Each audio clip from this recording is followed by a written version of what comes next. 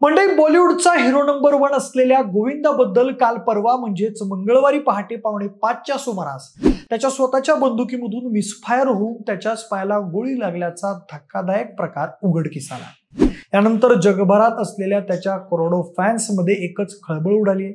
दरम्यान गोविंदा यांच्यावर सध्या क्रिटिकेअर रुग्णालयात उपचार सुरू असून सध्या त्यांची प्रकृती स्थिर असल्याचं समजतंय। या घटनेबद्दल मिळालेली अधिक माहिती अशी की गोविंदा मंगळवारी पहाटे कोलकात्याला जाण्यासाठी निघाले होते। घरातून बाहेर पडताना ते त्यांच्याकडे असलेली परवानाधारक रिव्हॉल्वर कपाटात ठेवत होते। त्यावेळी त्यांच्या हातातून ती निसटली आणि त्यातून सुटलेली गोळी गोविंदांच्या पायाला लागली। मंडळी, डॉक्टरांनी त्यांच्या पायातील गोळी काढली असून सध्या त्यांची प्रकृती स्थिर असून त्यांना आयसीयू मधून जनरल वॉर्डमध्ये ठेवण्यात आल्याचं समजतंय। मंडळी, त्या 1 ते 2 दिवसात गोविंदा यांना डिस्चार्ज मिळेल अशी माहिती त्यांच्या कुटुंबियांनी दिली आहे। पण गोविंदांच्या प्रकृतीत आता चांगली सुधारणा होत असताना दुसरीकडे मात्र काही मीडिया रिपोर्टच्या माध्यमातून असं समजतंय की गोविंदांच्या हातून मिसफायर झालेल्या या घटनेबद्दल चौकशी करताना मुंबई पोलीस पूर्णपणे समाधानी नाहीयेत आणि पोलिसांना अशी शंका आहे की या घटनेत गोविंदांकडून काहीतरी दडवलं जात आहे। त्यामुळे पोलिसांनी गोविंदाला डिस्चार्ज मिळाल्यानंतर पुन्हा एकदा या घटनेची सखोल चौकशी करण्याचा निर्णय घेतल्याचं समजतंय। पण एकूणच बघायला गेलं तर या गोष्टीमुळे सध्या सगळीकडे एकच चर्चा चालू झालेली आहे की गोविंदाला गोळी लागली आहे की मारली गेली आहे। दरम्यान या घटनेत पोलिसांना सध्या नेमकी शंका काय आहे याबद्दलच आपण आजच्या व्हिडिओमध्ये चर्चा करणार आहोत। नमस्कार, मी प्रथमेश, तुम्हाला तर माहिती आहे आपला विषयच आहे। मंडळी, सगळ्यात पहिल्यांदा नेमकी घटना घडली काय आहे हे आपण पाहूयात। गोविंदांचे मॅनेजर शशी सिन्हा यांनी माध्यमांना दिलेल्या माहितीनुसार मंगळवारी सकाळी 5:45च्या सुमारास गोविंदा एका शो साठी कोलकाता येथे जाण्यासाठी 6 वाजताची फ्लाईट पकडण्यासाठी घरातून निघणार होते। त्यावेळी त्यांची लायसन्स असलेली रिव्हॉल्वर कपाटात ठेवत असताना ट्रिगर चुकून ढकलला गेला आणि एक गोळी त्यांच्या पायाला लागली। त्यानंतर लगेचच तातडीने त्यांना क्रिटिकेअर हॉस्पिटलमध्ये दाखल करण्यात आलं। डॉक्टरांनी त्यांच्यावर 1 ते 1.5 तास शस्त्रक्रिया करून त्यांच्या पायातली गोळी काढली आणि त्यांची प्रकृती सध्या स्थिर असल्याचं समजतंय। त्याबद्दल गोविंदावरती उपचार करणाऱ्या डॉक्टर अग्रवाल यांनी मीडियाशी संवाद साधताना सध्याची त्यांची प्रकृती स्थिर असून त्यांच्या पायाला 8 ते 10 टाके लागल्याचं सांगितलंय। 5 वाजता ते माझ्याकडे आले आणि 6 वाजता मी त्यांच्यावर उपचार केले। यामध्ये जवळपास 1.5 तास गेले अशी माहिती त्यांनी माध्यमांशी बोलताना दिली। दरम्यान गोविंदा यांना डिस्चार्ज कधी देणार असं विचारण्यात आलं असता डॉक्टर म्हणाले, फार लवकर दिला जाईल, कदाचित 2 दिवस लागतील। गोविंदाला नेमकी जखम कुठे झाली आहे असं त्यांना विचारलं असता त्यांनी गुडघ्याच्या 2 इंच खाली त्यांना जखम झाली आहे असं उत्तर दिलं। दरम्यान रुग्णालयात दाखल केल्यानंतर काही तासात गोविंदा यांनी एक ऑडिओ क्लिप जारी करून त्यांच्या चाहत्यांना प्रकृती चांगली असल्याची माहिती दिली आहे। माझे चाहते, माझे आई वडील आणि देव यांच्या आशीर्वादानं मी आता चांगल्या स्थितीत आहे। मला गोळी लागली होती जी आता काढण्यात आली आहे। मी येथील डॉक्टर अग्रवाल यांचे आभार मानतो, शिवाय तुमच्या प्रार्थनेबद्दल मी तुमच्या सर्वांचे आभार मानतो असं गोविंदा म्हणाले। मंडळी, ही धक्कादायक घटना समोर येताच गोविंदांच्या चाहत्याकडून त्याच्या प्रकृतीविषयी काळजी व्यक्त केली जाते। ते लवकरात लवकर पूर्णपणे बरे व्हावेत म्हणून त्यांच्या फॅन्सकडून अनेक ठिकाणी प्रार्थना केल्याचं दिसून आलं।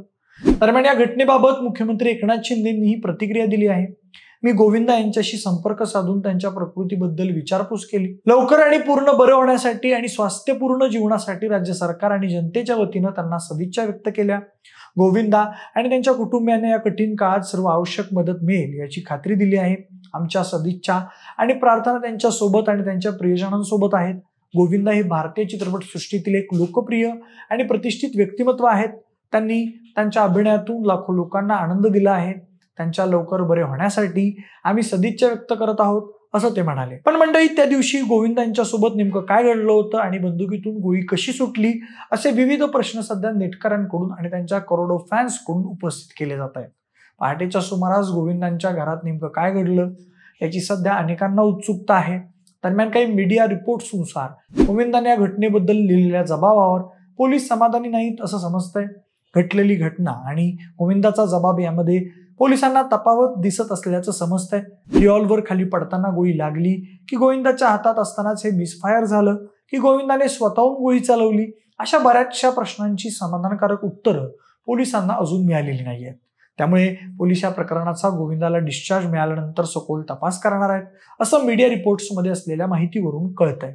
पण या घटनेनंतर पोलिसांनी गोविंदाची ती लायसन्स असलेली बंदूक जप्त केली असून पोलीस सध्या पुढील तपास करत आहेत असं समजतंय. पण मंडळी, गोविंदाचा जगभरात खूप मोठा चाहता वर्ग आहे. एकेकाळी त्यांनी बॉलिवूड गाजवलं होतं. आजही हिरो नंबर 1 म्हणून त्याची लोकप्रियता कायम आहे. गोविंदाने आतापर्यंतच्या त्याच्या करिअरमध्ये 150हून अधिक चित्रपटांमध्ये भूमिका साकारल्या आहेत. कुली नंबर 1, हसीना मान जाएगी, स्वर्ग, साजन चले ससुराल, राजा बाबू, पार्टनर यांसारख्या ब्लॉकबस्टर चित्रपटांमध्ये त्याने काम केलंय. 2019 मध्ये त्याचा रंगीला राजा हा चित्रपट प्रदर्शित झाला होता. हा चित्रपट बॉक्स ऑफिसवर फ्लॉप ठरला होता. त्यानंतर गोविंदा कोणत्याच चित्रपटात झळकला नाही. मात्र विविध कार्यक्रमांमध्ये त्याची उपस्थिती पाहायला मिळते. म्हणजे बॉलिवूड इंडस्ट्रीत बरीच वर्ष काम केल्यानंतर गोविंदाने राजकारणातही प्रवेश केला. 2004 मध्ये त्याने काँग्रेसमध्ये प्रवेश केला होता. उत्तर मुंबई मतदारसंघातून त्याने राम नाईक यांच्या विरोधात निवडणूक लढवली होती. या निवडणुकीत गोविंदाला विजय मिळाला होता. त्यानंतर यावर्षी मार्च महिन्यात गोविंदाने शिवसेनेत प्रवेश केला आणि या लोकसभेला शिंदे यांच्या शिवसेनेच्या उमेदवारांचा त्याने प्रचारही केला होता. म्हणजे एकंदरीत बॉलिवूडचा हिरो नंबर 1 असलेला गोविंदा या दुर्दैवी घटनेतून सध्या सावरताना दिसत आहे. दुसरीकडे मुंबई पोलिसांना मात्र त्याच्या जबाबामध्ये काहीतरी तफावत दिसत असून पोलिसांनी त्याचा डिस्चार्ज मिळाल्यानंतर या प्रकरणाचा सखोल तपास करण्याचं ठरवल्याचं सध्या सूत्रांकडून समजतंय. पण म्हणजे या घटनेबद्दल तुम्हाला काय वाटतं? गोविंदा जसं म्हणतो तसं त्याच्याच हातून खरंच हे मिसफायर झालं असेल, की जसं पोलिसांना या घटनेत गोविंदाकडून काहीतरी लपवलं जातंय ही शंका आहे, ती शंका खरी असेल? तुमचं मत आम्हाला कमेंट करून नक्की सांगा. जर हा व्हिडिओ आवडला असेल तर लाईक आणि शेअर करा. सोबतच असेच माहितीपर व्हिडिओज पाहण्यासाठी आपल्या विशेष वरीय YouTube चॅनलला देखील सबस्क्राईब करायला विसरू नका. धन्यवाद.